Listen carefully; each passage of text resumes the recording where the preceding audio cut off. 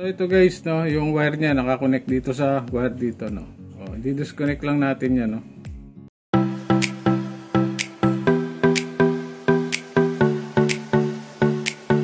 Welcome back to my tutorial channel. So for today's video, i-share ko lang tong ano natin, no, yung ginawa natin sa electric fan. So itong electric fan na to, medyo mahina yung ano niya, no. Oh. Kahit paanda rin natin, ayaw magtuloy, no. Hindi siya makaikot.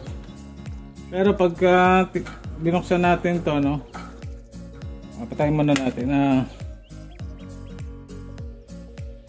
Binuksan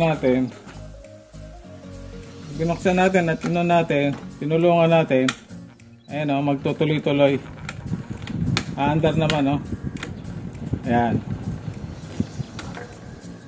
So ang problema nito, maaari yung capacitor. So ayan, pinatay na natin.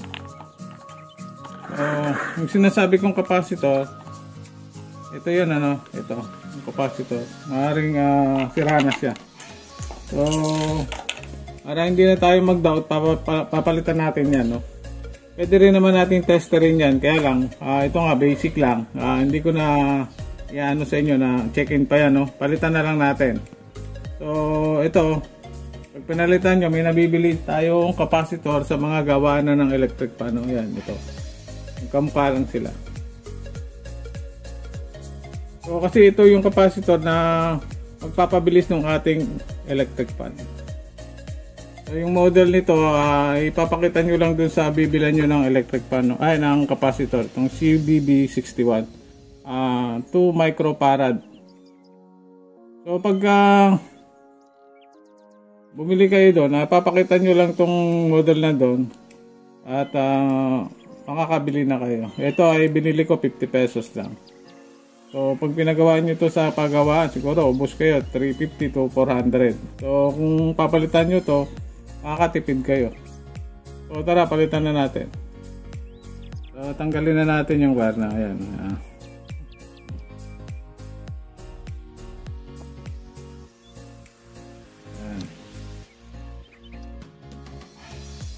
So ito, di-disconnect na natin.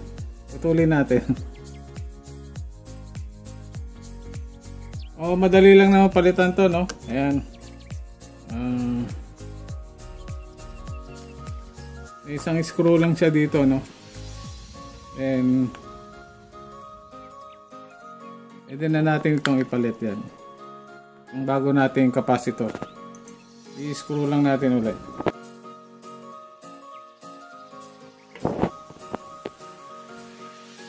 So, i-connect lang natin to dun sa dati niyang wire, no? Ayan. Binuhol ko lang.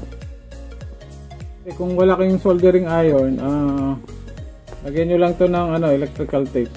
Pero kung mayroon kayong soldering iron, kailangan natin itong solder para ma-fix siya maigi. Ito pala guys, walang polarity, kahit magkabaliktad kayo, pwede naman. Ayan guys, solder natin yan. Ito dito.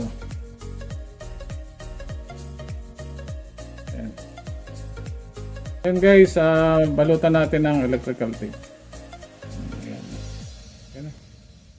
Ayan guys, nalagyan na natin ng electrical tape. So, tetestingin natin. Sasara muna natin, baka kasi masyadong malakas. Mahila tayo. Tayo ay matangay ng hangin, no? Ayan. Ayan. So, testing na natin.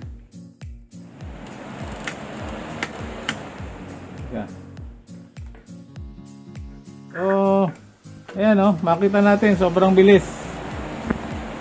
Ayan. Number 3.